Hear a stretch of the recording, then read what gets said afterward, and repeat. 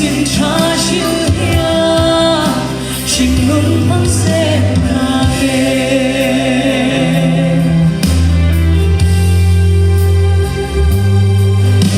dân xin cha sẽ lâu hia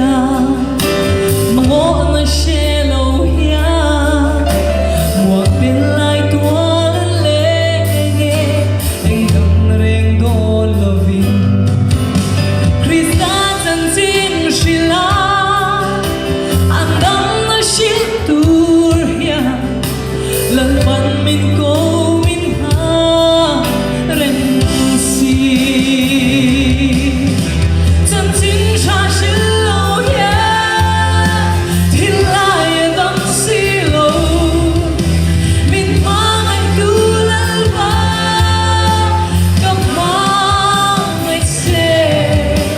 gặp sinh luôn phép tin hi nâng lên chưa luôn tu đi ít dân xin cha chiều hia sinh luôn mong sẽ là nghe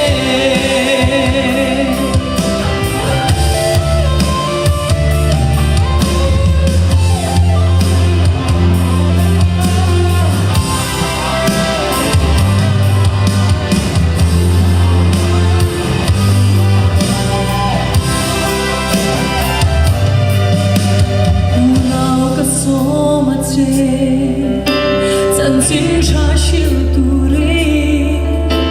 chẳng em ai á trong trái cờ xóa kèm thiếu bề tìm hoa chú sang ta thằng hoa ta đi lâu tên thằng đông tu Christa ăn chiết la dân xin cha chiều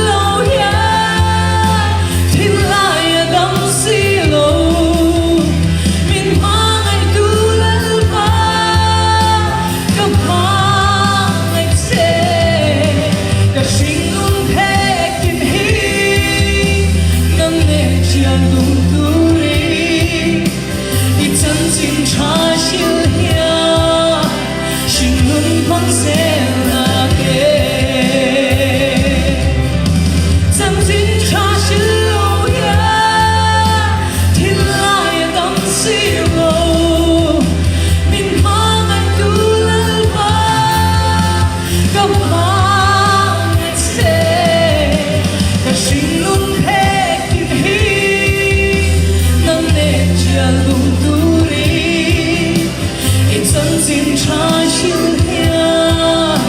xin luôn mong sẽ nào nghe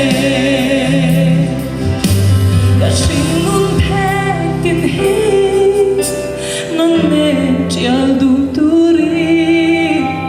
để không bỏ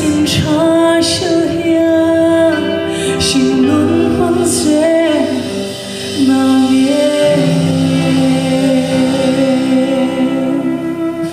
những video hấp dẫn.